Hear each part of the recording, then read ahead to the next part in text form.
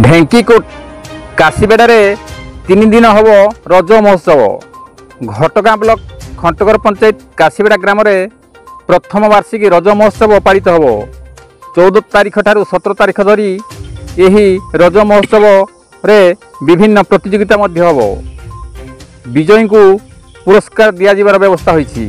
एणु एथिरे भाग नियंतु एवं पुरस्कार जितंतु। रज महोत्सव को घटगाँ ब्लॉक सांसद प्रतिनिधि अक्षय कुमार पात्र प्रत्यक्ष तत्वावधान होउथिबा बेले ग्रामर युवक माने एथिरे विशेष भाव सहयोग करुछंती। गोविंद राउत का रिपोर्ट, केडी न्यूज ओडिया।